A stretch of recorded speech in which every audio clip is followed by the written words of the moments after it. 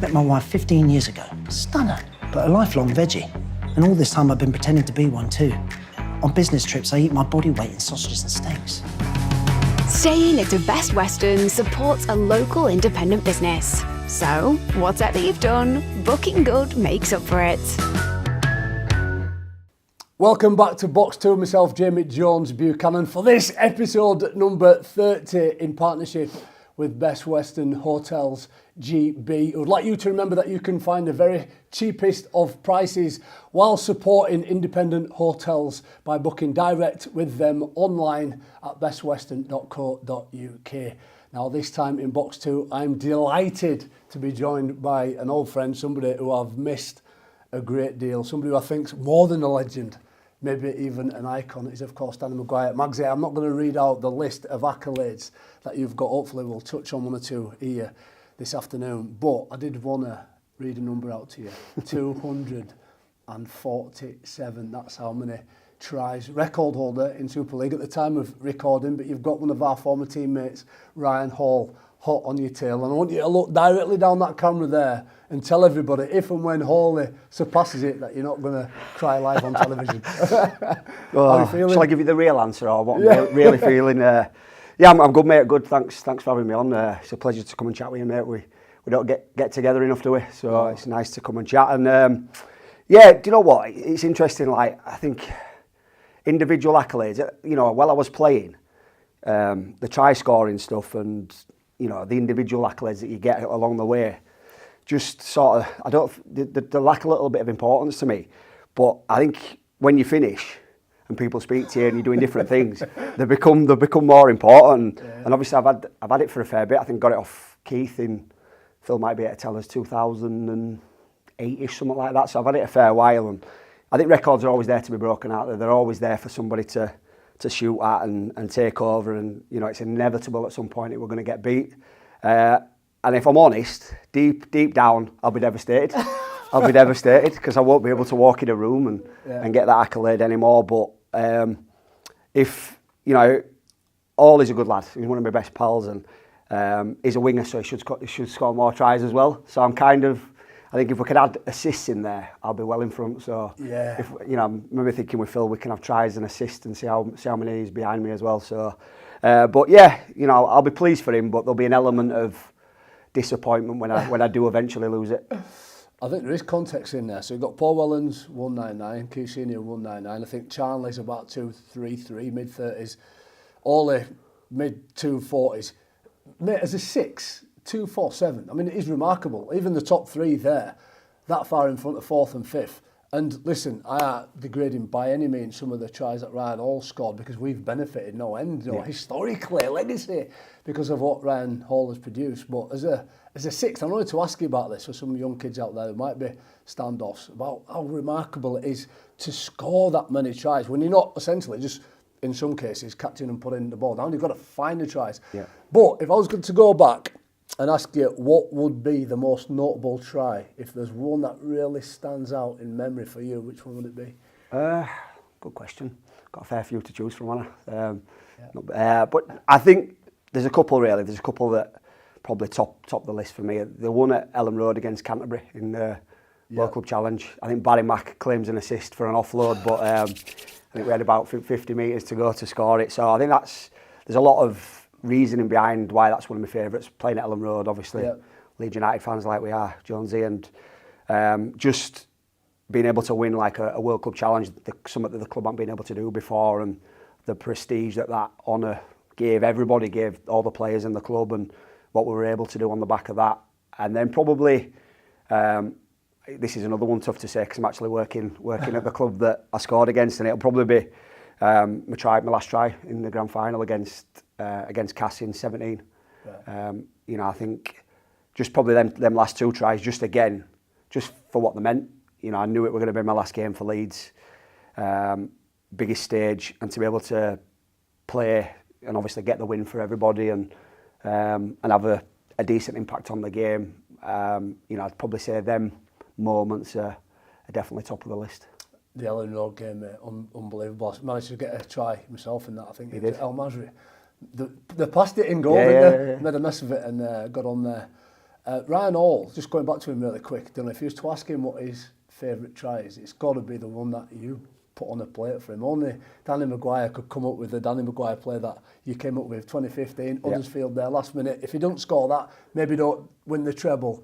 Just take us back to that moment and the intuition. You're talking about try assist, that must have been one of your highlights as well. I think as a moment, that like period of 3 minutes of joy is probably the best I've ever experienced. Like the celebrations and what it kind of meant. And you know, I know the League Leaders Shield probably don't carry as much weight as the Challenge Cup and the Grand Final, but the journey that we were on at that point, it were big, wasn't it? It was big, and I remember Kev kicked the goal to draw the game, and I think a lot, you know, I think most people in the ground probably thought it was going to be a draw, but I thought, you know what, let's have a crack here. And I remember just seeing it. I just thought, you know what, a little chip here. They never normally work. You know, the odd one. You know, you might get 1 out of 50 that comes off a chip and kind of chase. And normally I'd kind of do it for myself, but yeah, I just thought, why not? Why not? You know, I'd back us to defend them next couple of plays anyway. So I thought, you know, risk reward. I thought it were worth a dabble, and you know, I'm not sure he's coaching here now, Grixie. I'm not sure he'd like to see the moment again too much, but yeah, it'll go down in folklore as one of the sort of the best moments of Super League, and you know, definitely for me, you know, it's definitely one of my highlights for emotion and joy and satisfaction and everything that came with it. It were pretty special. I remember I just had my quad reattached, my operation there, and nearly tore it straight back off, chasing all in that leg. Go on! But I wanted to ask you, Magsy, that intuition that you always had, if you replayed the highlights reel, it wouldn't look too formulaic. I think there's a lot of variation in that variation of skill and ability. And you had this knack, almost like this sixth sense, to be able to read a game and push up in support as and when them opportunities come. You're very quick as well. But what was it about your ability to read what was in front of you and just get up front foot? I think it's a tough one to really nail down. It's probably a combination of a few things. I think I had instinct. Like I had natural instinct. You know, at most sports, I kind of knew where to put myself, and I knew where the player was going to be, whether I was playing football, rugby, cricket. The ball always used to find me, and I don't know if a lot of it, you know, some of it's luck at times as well. You need a little bit of luck, but a little bit of persistence as well. You know, like we had a team that players would make breaks and create opportunities, and you know, I might push and support 4 or 5 times and nobody sees that, but then on the 6th time, 5th, 6th time, that's when you get your reward. So there's an element of persistence and keep doing it. You've got to keep doing it. If you turn up once and think you're going to get rewarded, you know, it don't work like that. You know, you've got to have you've got to have a bit of effort. You've got to keep doing it, and then the rewards kind of come. And don't get me wrong, we had a great team, didn't we? We had some players that could do amazing things, and everybody had their own little sort of special traits, and it's learning who you're playing with and what they can do, and how that could best influence my game as well. So I was always thinking and striving, and ultimately I wanted to win. So Amen. If I put myself in the picture as much as possible, we had more chance of winning. I think that's a great metaphor for life. I think one thing that I've understood, even post-playing, it's not the quickest, fastest, strongest, most intelligent that seem to be successful. It's the ones that just keep turning up, find themselves in the right moment. So let's talk a little bit about, and we will touch on your career, because while we're on that subject, how you do that when you're coaching now, so impress upon that wisdom, that education to people who you see that ability in. And let's just go through a few players. People like Jack Wellesby, people like Bevan French, Mikey Lewis, who I want to touch on in a minute, and George Williams. Now, Wellesby and Williams have got traits that they're very good at repeating. If you saw the highlights reel, very good at certain 3 or 4 things, exceptional. See Mikey Lewis and Bevan French, every single clip is something a little bit different, a little bit like yourself. So Mikey Lewis is somebody that you've worked with, just been chatting a few minutes ago about him being a young kid. How do you help develop and see that intuition in somebody who's naturally gifted like that? Yeah, good question. I think encouragement. I think it's quite easy to see a player with them natural abilities. You know, I'm talking like about stuff that you can't coach. Yeah. You know, the instinct stuff that we were speaking about before. It's like not honing that in, letting them grow and thrive in that department, but then also trying to attach some structure, some understanding alongside that. You know, I think rugby league's balance, life's about balancing it, and I think you can't all be, I'm just going to turn up and score amazing tries. You need to have an understanding that might happen. You know, might get 1 or 2 opportunities in a game, but you might have been building for 10 or 15 minutes to get these 1 or 2 opportunities. So I feel as a coach, I always try and encourage my players to express themselves.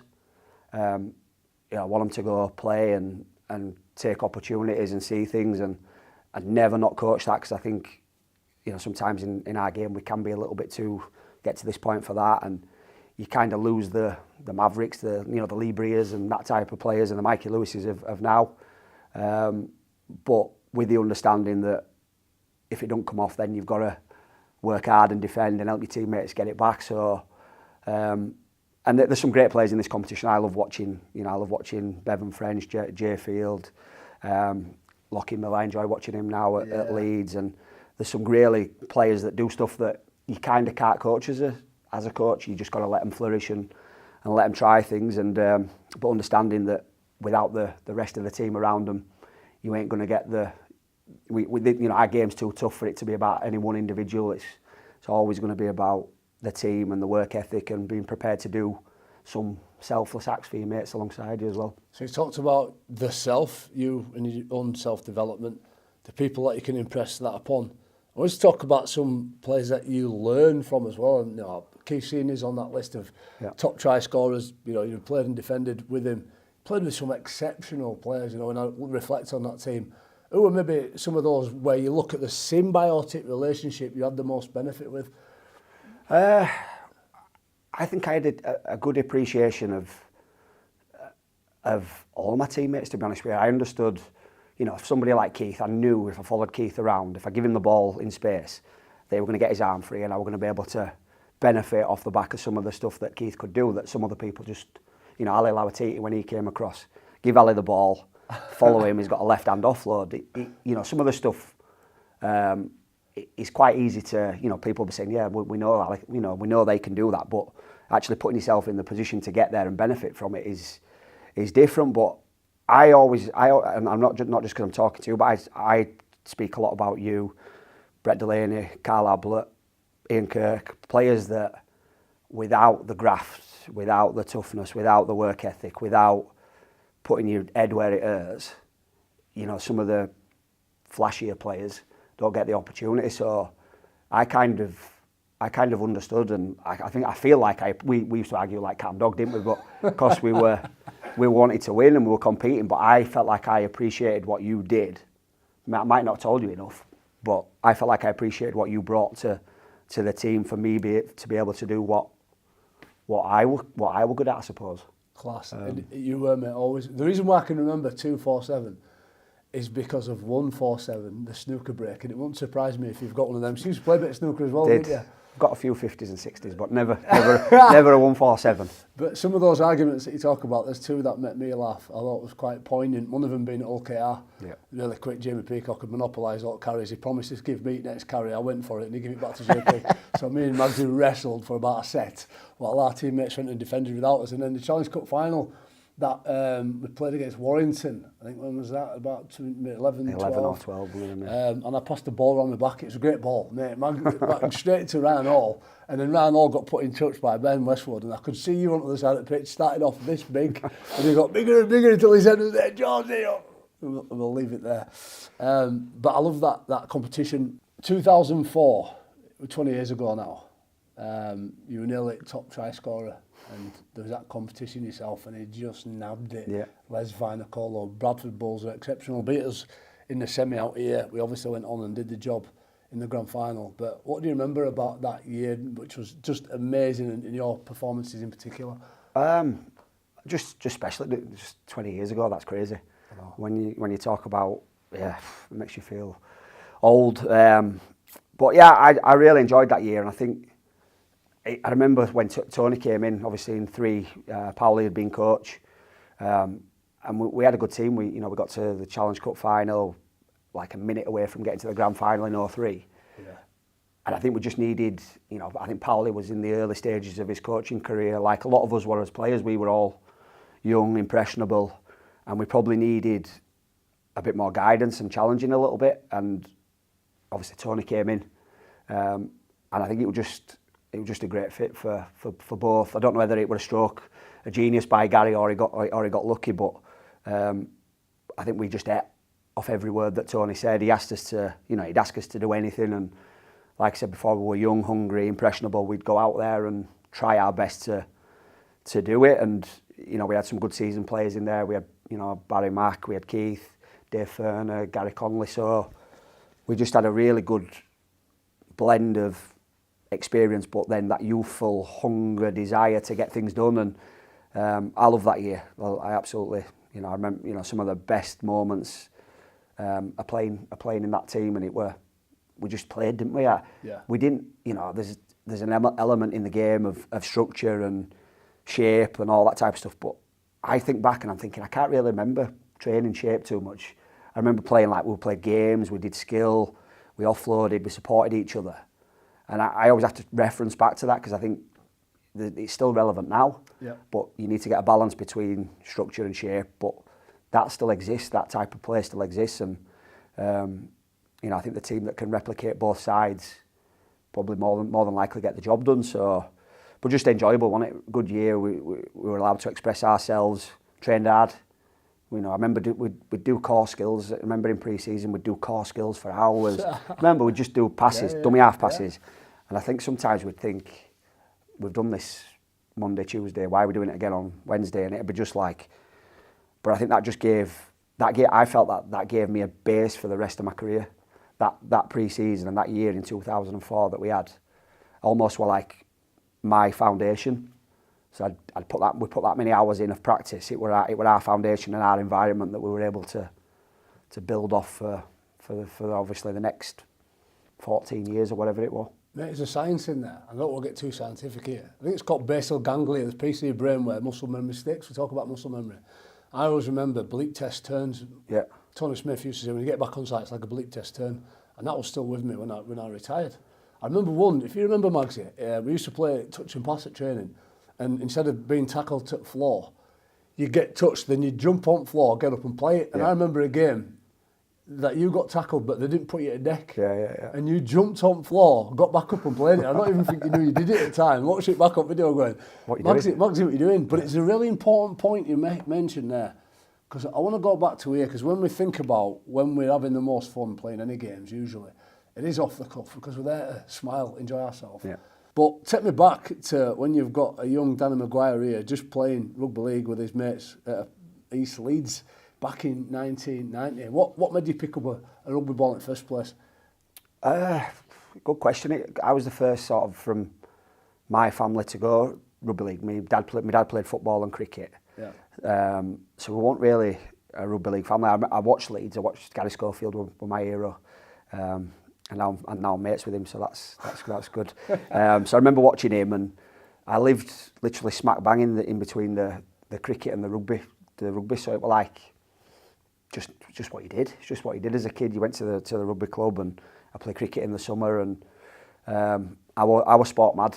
I was active, and I liked to compete, and so it was just natural for me to kind of do that. And I think I joined when I was 6, and I remember my first year. It's weird how things stick with you, and they put me on wing. I didn't touch the ball all year. Really? Literally. It wasn't like the play now where everybody gets in and has a run. It was like 13 aside, and obviously smallest, not so good kid normally ends up out wide. They try and keep him out of the way. And I remember I played a full season. I think I might have made about 3 tackles, but never touched the ball all season. Normally now, I don't think kids would see a season out, they'd get bored or they'd be wanting to play on the PlayStation, but I loved it. And then I remember going back, we had a coach called Les Barrett from East Leeds, and I remember going back and standing on the wing just assuming that's where I'd be, but I was obviously a year older. And he's like, get your head in middle, son. And I remember looking at him, I can see it vividly still today, thinking, really? I'm quite happy out there, you know what I mean? I'm quite happy chilling on wing, but that were it. That were the kind of making of me. Then I got my hands on the ball and found out, you know, I had a little bit of ability, and that was it really. And like you say, I think as a kid, obviously my son's playing now, Louis playing at Kippax, and love going to watch him play and love watching some of the young kids playing. And I think sometimes, like coaches, amateur coaches, can either try to teach them wedges and drop-offs a little bit too soon, and I'm thinking just let them go and play and see the space and let them express themselves. And you shouldn't be, in my opinion, I don't know, everyone's different, but I won't be teaching them moves until they're 14, 15. There's no need for it. Let them go play, let them go see. They can have an element of structure in there, but just let them go enjoy themselves. Absolutely, mate. Totally. Listen, I've got 4 boys, and I'll be honest with you, I've not watched them much in terms of training. And I'll take my hat off to anybody who'll give up the time to coach our young people out there. But you're right, mate, you've got to let them play. I think we typically watch and see what we see on television and go and try and replicate that. But when kids have got balls in their hand, that's when they're having the most fun. I imagine, Magsy, at some point you got to a period of your youthful progression where you thought, there's a chance here. I might end up stepping in the footsteps of Gary Schofield and maybe putting on a Loyness shirt as we'd have done them back then. When was it that you maybe started dreaming about playing on the hallowed turf at Headingley? I remember we were playing for Leeds and Districts. I think that's the academy. And that might be like Leeds Schools, that picture, I'm not sure. Oh, that's Leeds Schools. Leeds Schools. So there's a fair few there. And I remember Bob Pickles coming to watch. And I think at the time, I didn't really think too much about it. I was playing for like Leeds and Yorkshire, but not sure I thought too much about having a career as a rugby league player. And I remember Bob got in touch with my mum and dad and asked us to come to the Boxing Day game. They were playing Cass on Boxing Day. Came along, and actually Leon Price and his family were there as well. They were trying to sign Leon Price at the same time.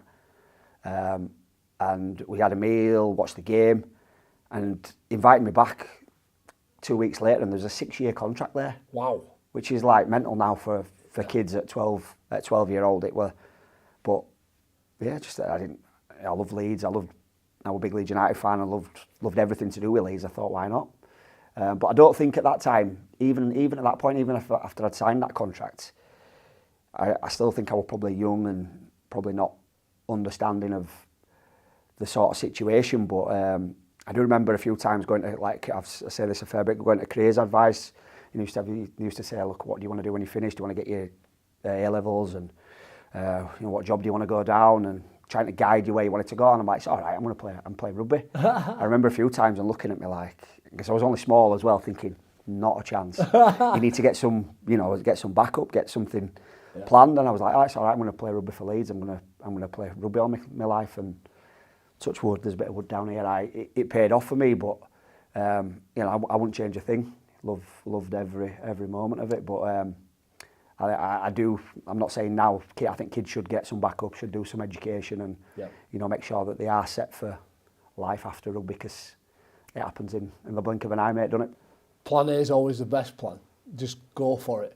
But I've changed the language a little bit with some of our younger players about something to fall back on. I was talking about something to augment with, to go along with, and studies have shown players who take part in further education apprenticeships, play for longer at a higher level and have a better career. You'll know yourself, sometimes you can become idolatrous to what goes on in the field. And if that's the only plate that's spinning in life, when it falls over, and it does for everybody, injury, disappointment, adversity, it can have a big effect. Just looking at some of the faces on here, you've got Richie Mathers, you've got Johnny Epworth, you come into academy pictures there, and you've got lads like Chris Fletcher, Chev Walker, some good mates. Who are some of those notable teammates? Rob Burrow, I imagine, in time when you came through, that really influenced your development, and who you look back with a great deal of fondness? Probably too many to name, but I think whether it was stroke of genius by the club and Gary were to really what's the word I'm looking for, use the academy. I remember Kev and probably you and Wardy playing and winning the academy, and there was almost like an expectation. You went into the academy and it was like, I can't let this down. And Dean Bell, actually, I only spent a bit of time with him, but he was actually a huge influence on me in a short period, and he probably don't actually know it. I don't think I've seen him since he was in charge of the youth here. And I remember my first year in the academy, and I got a letter like an end of season sort of appraisal, and I've got to admit, like, it couldn't have been any more spot on. He gave me an appraisal, and it was about, like, you've got talent, but you're not prepared to work hard. You're not doing this, you're not doing that, and it was bang on. It couldn't have been any more right. I was at college so I was doing college and academy at the same time, and I probably wasn't giving the rugby as much attention as I should have done. Right. And it couldn't have been any more spot on, and like it actually threw me. It threw me, it rattled me. But it changed my mentality. I remember going back the next pre-season, I was like, I'm going to show you, don't you worry, I've got you here, I've got you.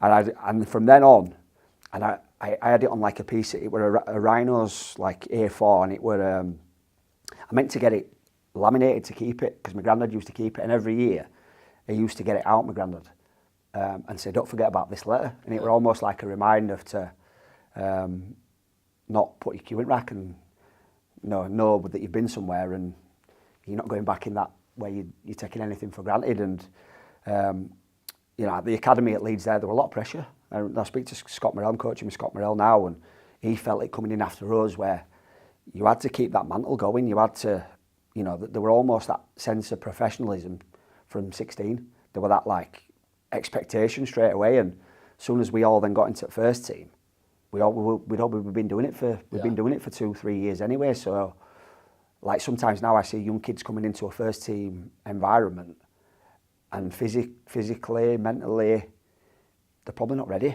They're probably not had. Whereas at that point we were ready. I feel like we were ready for anything. Our experiences, the way we'd been coached, the demands that were put on us was probably not much different to what you were doing full time as a first team player anyway. So it couldn't have been any more smoother, and I think that's the Rob, Chev, Richie Mathers, Calderwood, Bales, the line of players that were coming through the system that had come through the academy were exceptional, like all international players as well. But then if they didn't make it at Leeds, they went on and had great careers elsewhere. I'm playing hundreds of Super League games elsewhere. So at that point, like, I think Leeds, we were a breeding ground for all the other clubs as well. Yeah. And you stayed a few of them who tried to chase you off as well. And you're right, it was a breeding ground for them to go off and forge great careers elsewhere. Just looking at Ryan Bailey, looking at like Wesley Snipes in Demolition Man, I think now. Is that the bandana days? You have the bandana on that one. Bandana one year, and then he had blonde hair another year, which was quite interesting. And it's funny, Gaz Morton, remember, I think when you started to make those progressions into the first team, he might have been somebody you was battling with as well. But that fortitude that was developed through hard work, almost finding your own pain. I remember down at Tetley Ground, some of the stuff we did with Dean Bell, just got you prepared. Really fortunate as well back in those days. Quite often we were a precursor to the first team games, so you almost felt like you was going to play for academy. You had to win, otherwise it affected the whole day. You believe that's what you taught yourself. And then going out at Headingley as well, I don't know, about being 3,000 or 4,000 fans there by the time you finished, and you think you start to get used to it. It was awesome. Tell me about your debut. Making a debut and what that meant. Leeds lad coming through, love Leeds United, love Leeds Loiners, RL, Rhinos. Do you know what, it might sound weird, I don't really remember a huge amount about my debut, which is a bit strange, but I do remember my first touch, I dropped it. So that maybe I've like got rid of it because it doesn't sort of hold great memories. But I remember Jamie Matthew were playing, and I thought, I'll do a token support, go through with him, thinking he's going to carry it, he's bigger than me, he's going to recognise that I'm a skinny 17-year-old, he's not going to give me the ball in the middle. Anyway, I supported him and he gave me it, and I got crushed by, my first involvement, we're getting crushed by 3, losing ball, so, that might not have been a bad thing, to be honest with you. But I came on for Yestin, so obviously huge boots to fill, one of the best players that, has probably ever laced the boots up at this club, and big expectations, but special, because I think any time you do something first, it's always special. But playing it at home at Headingley, and I get to come to the stadium now, and I come to my mate's box, Steve, and I watch the game, and there's a little bit of like, what's the word? A little bit of not disappointment, but not an opportunity to play in the stadium as it was now. Do you know what I mean? I feel like we helped create it with our success, and we didn't get the opportunity to kind of experience how good a stadium it is. But then I think back, and actually some of the memories from the Old South Stand, and that can't be replicated again, can it? The noise and the atmosphere and some of the nights that we had, we're really fortunate to, you know, it'd be nice to be able to rewind time and have an old South Stand type of night, and where the crowd's on top here, and one of them summer nights. But as a venue now, it's sensational. But there's a tinge of disappointment that we didn't get to experience it in its full. The nostalgia, mate, looking into that South Stand when you couldn't see anybody in it, it was that dark, but could hear it, feel it. You used to be a part of it as a 9-year-old kid, marching on together. I completely understand what you're feeling. Some of the seats from the old North Stand are in my garden now, so I sit on them and reminisce and just imagine some of those old days. You quickly became a young prodigy, made a debut in 2001, Great Britain 2004, but before then, I just want to bring you back to a game when we really understood who Danny McGuire was going to be. I remember being there, I wasn't playing, I wasn't inside at the time. 2003, it was quite adverse in the next game, but the semi-final, over at Huddersfield against St Helens, you pretty much got us to the final with 2 tries, which were amazing. Kev, being cool Kev, just knocked the balls over from the edge as well. Yeah.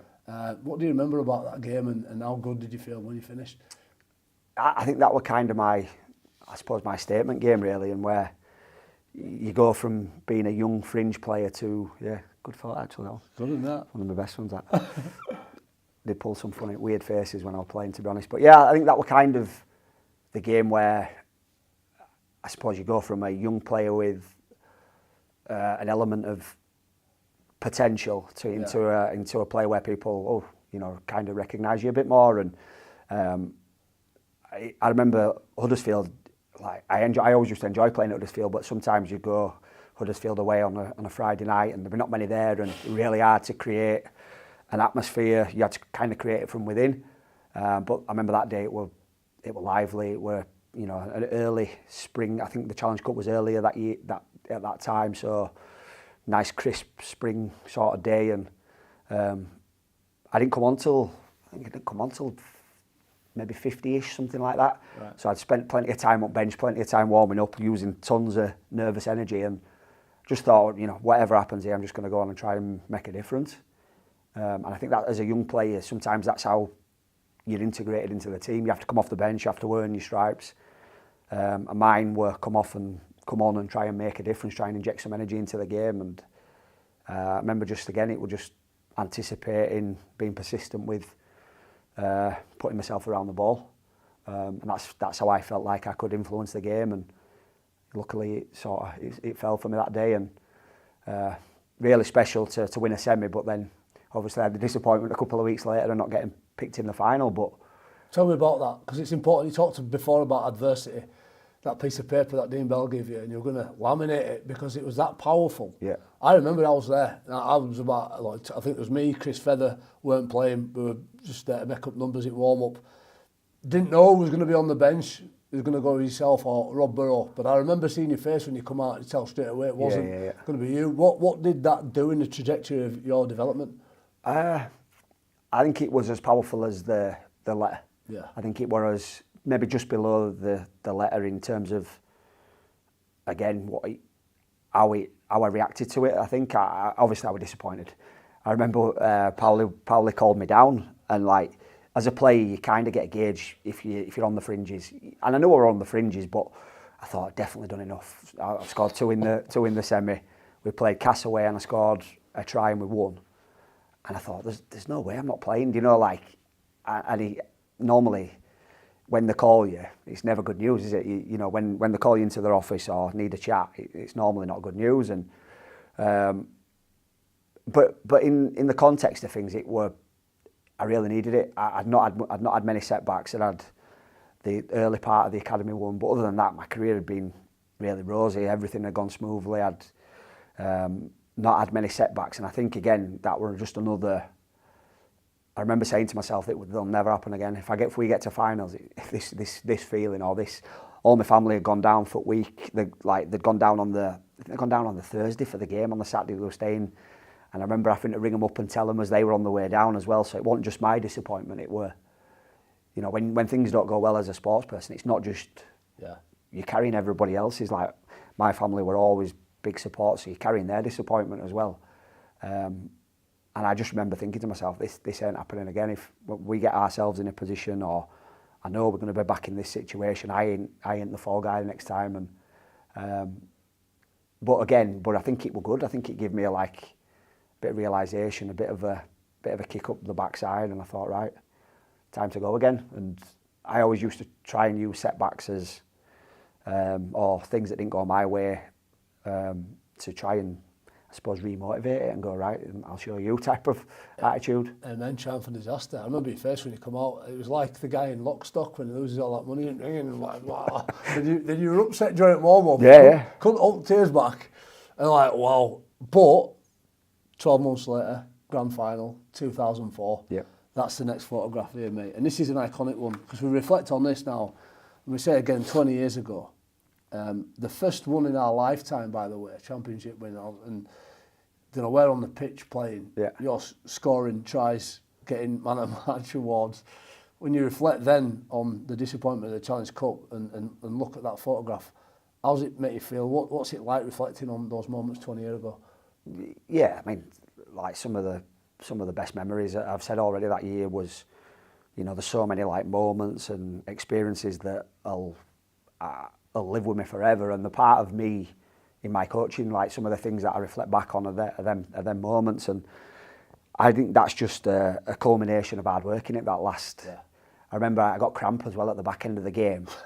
And I remember I couldn't straighten my leg, and I'm trying to whop around to not let anybody down because it was tight. I think we were 2 scores in front, but the desire and the commitment that we had as a team not to let each other down, you kind of do anything. So that personally, that moment for me is really special. And running off to the sideline and everybody jumping on top of me, I think for me that's probably one of my most special moments. But it wasn't just for. I always felt it wasn't just for us as a group, although you try and keep it. You try and keep it in the bubble. It's about us as a team. We're not worried about too much outside influence. But I remember people, when we lost to Bradford, saying, oh, they're going to choke, they can't do it. Leeds haven't won a title for this long. So I think it were more of a victory for everybody, for not just us. It were kind of a victory for Leeds in general, really. A victory to say, right, we can do it, and we're going to build on this, and we're going to keep striving for more type of thing. 10 years after that one in 2004, and we're celebrating the 10-year anniversary. This year, the Challenge Cup, that was the one that always eluded us, wasn't it? And that was the first time we won it as a group. And that was a day, actually, when we think about the partnership between yourself and Ryan Hall. I think you put some wonderful kicks over that left edge. Kurt Dixon, he was just terrorised all game, felt sorry for him, great lad. But you were at your best, or was at his best. I remember Rob having some really nice moments. Kick to drop goal as well at the back end, so could relax a little bit. What did it feel like when it went over and finally this hoodoo looked to have been disappearing? I just think relief. I remember that I had a love-hate relationship with the Challenge Cup. I used to loved the history and prestige of it, and remember watching it as a kid and like Ray French commentating, just everything that came with that. Like, it don't always seemed special, and then playing in it, I just got frustrated with it. Like semi-final, we had so many good moments in semi-finals, and then we get to the final, and it were like not again. So I can't really remember like how we approached it that year, but I don't know if we kind of took a little bit of pressure off ourselves, or and I can't even, to be honest with you, I can't really remember the build up to it, who we beat and stuff. And but I just remember nailing that game plan that day. I remember we had a plan to kick in between Dixon and Dawn, and whoever got it, they were having it. That was kind of the plan. I remember Brian Mack, and I remember Luke Dawn, who were a great player, and he was probably one of Cassie's more dangerous players.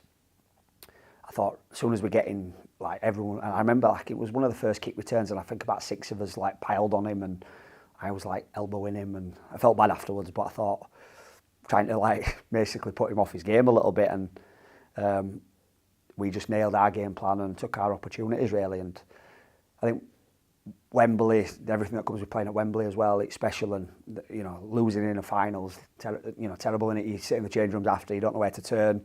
You've got to go back to the hotel, all the sponsors and all the families there, and it's really difficult to take. And I think then again, we probably used, when we lost finals previously, we'd almost used that as motivation to then go on and win grand finals. So I was thinking, you know, how is this going to play out? And I think 2014 we invested that much into that game, and you know, we fell off a cliff at the end of the season, didn't we? I don't think it was like we'd almost thrown all our eggs in that basket, and finally achieved it. And it's special, isn't it? It's like, just to say that you've got grand finals and the Challenge Cup, it just makes things sound and taste a lot better. You're right, we didn't win a single game for the rest of the year. It killed us. Yeah. And I think we were used to, I mean, bearing in mind, 2007, 8, 9, you've won it at Norfolk Grand Final. 10, 11, 12, 3 that we'd obviously lost. But we'd won Grand Finals in there as well. Yeah. So it's almost like the last game of the season, bags are down, crack on. But when we won that, I don't think we understood how to deal with it. No. Just the embrace there, I mean, just dawned on me, it's the first time Kev's ever lifted the Challenge Cup. And he always had a routine, everything was routine with Kev. So when he used to win Grand Final, he'd check it 3 times in each direction. And it just made me smile here when he's sort of giving you a kiss and being interrupted. What do you remember about this moment and just going up and getting the trophy? I remember the walk up. That was good, and I don't even know why I've embraced him, to be honest with you. I don't know why he's given me a kiss, but I think in them situations when you've invested that much and you get your rewards for it, you're a bit, you probably act different than you normally would. You're not, you know. That's probably the only time Kev's ever given me a kiss, to be honest with you. There'll be a few people like to be in my position without a doubt, but yeah, I think it just felt right. With that bit of relief, and yeah, we just it's a really good photo actually. It's a great There's some photo. different emotions on there, and Rob with his arms up, and Abo looking not interested like Abo always Like does. Abo was, just typical Carl. He hadn't spoke since then. Yeah. Won't talk to us, but just it was worth a try every Grand Final, wasn't it? It was. To work his way through the back of line there. You've got JP, Rob, what a picture. To be signed by Danny McGuire, and somebody out there can acquire this photograph. Mate, just moving on, I've got a little bit, so I want to touch on some of the coaching as well. 2017, what an interesting year, because when you talk about people trying to guess what was going to happen when Kev, JP and Kyler left after that treble, we went to Cass, and I don't know if you still talk about this now, lost 66-10. I remember, I'm right in saying Brian Matt says they could win a comp this lot, and he was like, what planet is he on? We went on and did it, and this was the last game for Leeds. Yeah. Just tell us about 2017, because some would say because of the adversity and what we've been through, bearing in mind Kirksall training ground got decimated the year before, we're fighting sort of relegation after the treble winning year. So swing it back round again and get his hands on the trophy one more time must have been pretty special. Hold your nerve. Hold your nerve. That's what, honestly, I use it, and like some of the stuff that Mac did with us, Brian Mac did with us, sometimes I'd be a bit like, I'm not right sure here, but I'd go with it just because I felt like that's what needed to be done. Everyone, you know, sometimes you give a plan or you give somebody something to do, and it might not be actually what you want to do, or you might not think it's right for me, but you do it for the good of the team. And Mac had come up with some things that I'd be a bit like, not sure, but I'm just going to go do it best I can anyway for the team. And then he come up with some stuff, and I go, that's genius. And he always used to say, hold your nerve, Squire. And like I use it. You find like, you know, people who have influenced you, coaches who have influenced you, and Mac did some unbelievable stuff. And I had a tough year with Brian that year. I had a really tough year with him, a captain, some tough conversations, and probably left our relationship not in a great place that year. But some of the stuff he did, he was unbelievable at taking the pressure off his players as well. Yeah. I remember he'd go into press conferences, and he was always under pressure as Leeds coach. You're always under pressure as a player and as a coach at Leeds. You've got to get used to that. If you can't handle pressure, then you can't play or coach at Leeds. It's simple as that. And but I remember Brian would absorb pressure all the time. I don't know how he did it, whether he did it purposely or not, but he was a genius with it, and he'd always talk about keeping it in the bubble. Don't worry about what people are doing outside, what they're saying.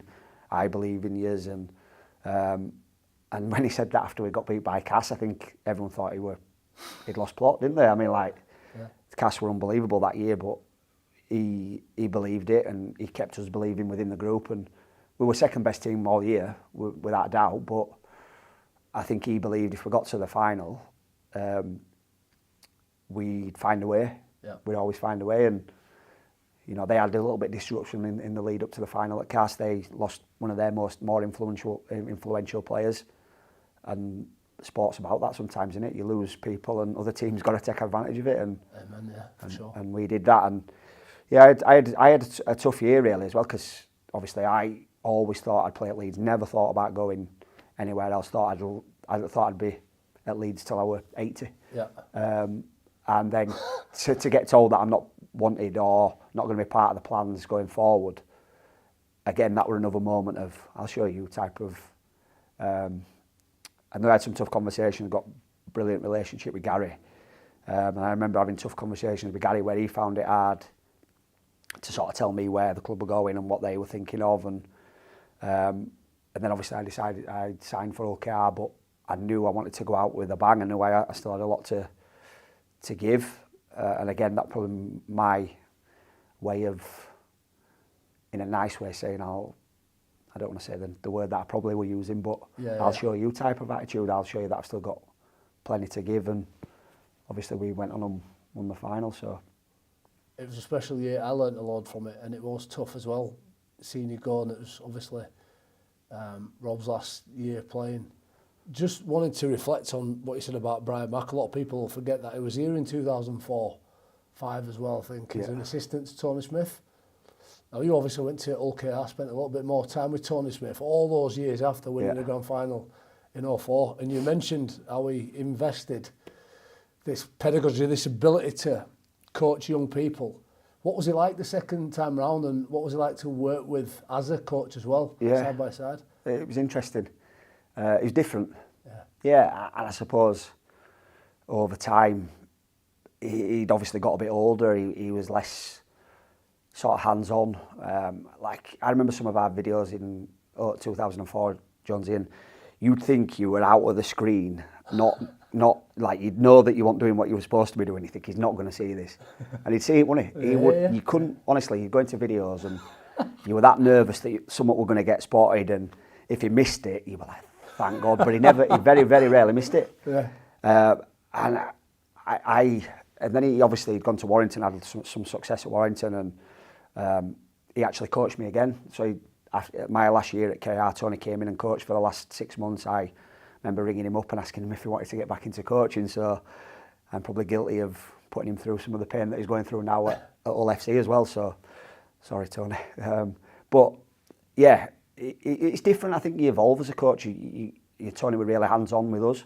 Yeah. Really hands-on, and then obviously as he got more experienced and over time, his coaches took more control. It was brilliant for me as an assistant.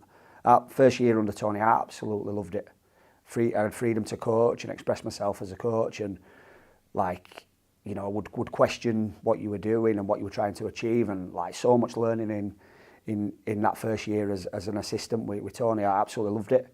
But he was very different to what I'd experienced as a player. But I think you evolve, like you do as a player. You evolve, your game changes, and your coaching styles change as well. And sometimes you get thrown at deep end.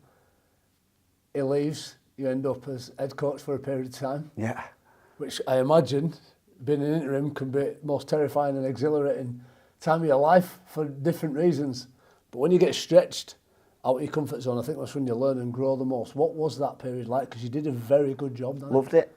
Yeah, and I enjoyed it, but I think it gave me it rubber stamped to me as well that I needed more experience, that I weren't quite ready. There were a few areas that I thought, right, I'm going to need a bit more there.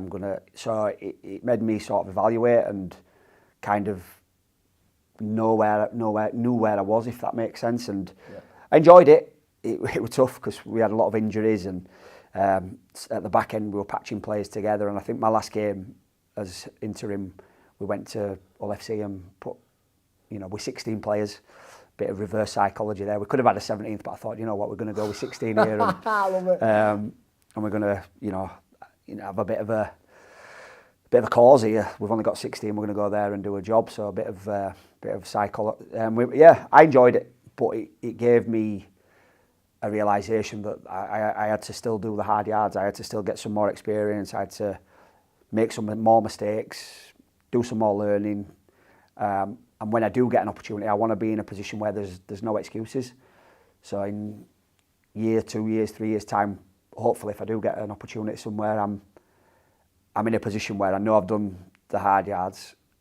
Will you know when that is? I think so. Right. I feel so. I always had, like in my head, I'd said to myself, look, I want to do sort of 4 or 5 years of coaching experience before I take an opportunity, and I think this will be my 4th year as an assistant now. Right. So the time frame and the expectations I've put on myself is kind of playing out, and I think it's the right way. You know, I think coaching can be ruthless at times, Kai. If you take an opportunity and you're not quite ready and you don't quite do the job justice, then you're gone, and it's then so hard to get back into it. And I will say some people think that there's a progression, a ladder where you go assistant and head coach, but some people are content with being an assistant career coach forever. Is that where are you at? You want to be an head coach? Do you know what? I against that neither. Right. I enjoy being on the field with the players. I enjoy working with the players day to day on skill, tactical side of things, the understanding of things. That's where I get my biggest kicks, is sometimes actually going in the middle of training and demonstrating and being part of training. Still love doing that.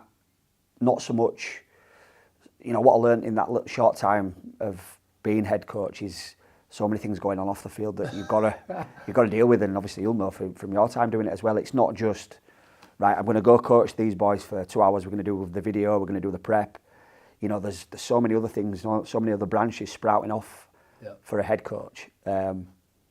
And at times I were a bit like, I'm not sure if that's where I want to go or what I want to do, but that little bit of time showed me that I can do it, but I just want to be in a stronger position when it does come around, if that makes sense. Being a life manager, that's the domestic version of being a coach. The other version of being a coach is international coach. You get very little hands-on. I'm just looking at a photograph here, final photograph magazine, 2004, Great Britain side. Interesting, Great Britain, a great honour. I mean, I played a couple of games for Great Britain. In fact, I played in last game Great Britain won, 2007. But how do you reflect on your international career? Because you would have played in World Cup for England, obviously, Tony Smith. But after that, I don't think there was any games post there, which for somebody, a player of your calibre, and I'll reflect on Rob Burrow as well, and there was a few notable players during that period, that golden decade. There weren't many sort of Man of Steel awards, and when you reflect back, some of the external recognition and accolades weren't always there. How do you reflect on your international career? It's a good question. There's a tinge of disappointment. Right. That I don't feel like I did myself justice when I played, and probably a combination of things. Like first year I was involved in 2004, that picture there, I loved it. Brian Noble was coach, I was young, I still had bags of energy, I was still and we had some great, some of the players at that squad's epic. There's Scully on there, Andy Farrell, Sean Long, JP, Stuart Fielden. There's some unbelievable players on that. Yeah, Radlinski, Wellens. Radlinski, Wellens, sensational players. And I remember just soaking it all up and taking it for what it was and not thinking too deep about it. And my first game against Australia at Wigan, we beat Australia. My first 2 games against New Zealand, we beat New Zealand. I'm thinking, this is easy. This is easy. We've got this made.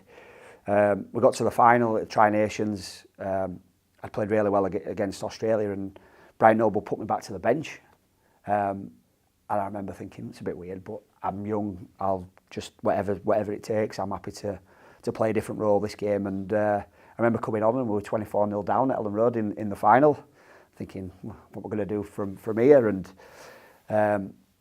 it's weird. I've got some really good memories about playing for. It's the ultimate accolade, and it is the ultimate accolade, and it should, for me, it should be right at the top of the tree. But I don't like to say it, but I had some not so good experiences as well, where got to the end of the season and you've played a long season, and I know I wasn't the only one, but you'd be thinking about, right, where am I going on holiday, and when I can't wait to have some time off, and you'd be carrying a few niggles, and I don't know, and then the dynamics of the squad at the time weren't good, and you know, we had 10 in from Leeds in that World Cup and 9 in from St Helens, and we've been bashing each other all year, and we were never going to come together as a team, no matter how hard we tried. But I think the dynamics of, you know, I've got to give Steve McNamara a bit of praise as well. I think he brought it together as more of a team type of environment and a club environment, and where I never felt like it with that. I just felt like you come together, do your best, and everyone go their separate ways again. And Steve McNamara came in, and I remember him. I was, you know, Kev and Rangi Chase played in 2009, and my time before that had been, if we'd lost, it was halfbacks' fault. Let's change halfbacks. Sean Long would go out, somebody else would come in, I'd go in, Richard Horne would go out, Rob would come in, Leon Price would go out, and they were always looking for these different formulas. And I remember Steve McNamara, I didn't get picked, and he's like, look, I'm sticking with the halves, I'm going to give him a full series to gel, and they ended up getting to the final and nearly beating Australia. And afterwards, although it affected me because I didn't play, I thought, you know what, he's done right by them. He's given them an opportunity to develop and grow their partnership over, which I felt like I never had. I never had a coach saying, right, you're going to play this full series, and you might take a game or two to get going. This is the partnership I'm going with. I'm going to stick with it. But I never felt that. It would always chop and change, and I think there's always a bit of frustration and a bit of like, I wish I'd have had a, you know, and I've got to admit, I probably didn't do, when I did get my opportunities, I probably didn't do it justice as well. So I've got to take a bit of ownership on that as well. In terms of leadership, last little bit here, Mags. Where do you take most of your inspiration from? What's important to you in terms of values around being a great leader and a manager? I just feel like I always revert back to like experiences that I've had. Yeah. And like, not so much, I suppose, people, or it's more moments for me. Okay. It's more like moments that I reflect on, or, you know, something that's similar to something I've experienced as a player. And I feel like my values and standards and the stuff that we embedded at Leeds from a young age, that's always going to be in me, and I'm still living by some of the things that we were taught as academy. And you know, it's just good habits, being on time, you know, training hard. You know, it's not, I don't think it's rocket science, our game. It's a pretty simple game, innit? You know, you got to be tough, you got to be hardworking, and you got to compete to win. And I suppose we had a lot of players throughout the years that had all them traits, or a lot of them traits, and that's why we were successful. So in my coaching now, you know, the more players you can have in your team with them traits, the more chance you've got of being successful. And if you can help influence them and provide players with a good environment where they can grow, then I don't see any reason why. Like, I can't do a decent job at coaching as well, but we'll see. Time will tell, I suppose. Well, time will tell, and that's my last question. You're on this journey now, 23 years after making your debut as a player. The game's changed, moved on. Yep. It's a different game to what we played back then. In many ways, I think really positive as well. I'm a real optimist, yep, for want of a better word. How excited are you about being involved? It's still in the game at this coaching level, and what that might look like for you in a progression, a journey, a life's journey, next 10, 15 years, maybe? I'm with you. I'm sick of hearing people moan about the game, and I feel like we've got an unbelievable product, and you know, I feel like we've got some players that I think it was Eddie Hearn saying we haven't got any superstars, and I feel like we need to do a bit more. You know, your Mikey Lewis's, your George Williams. I think we can.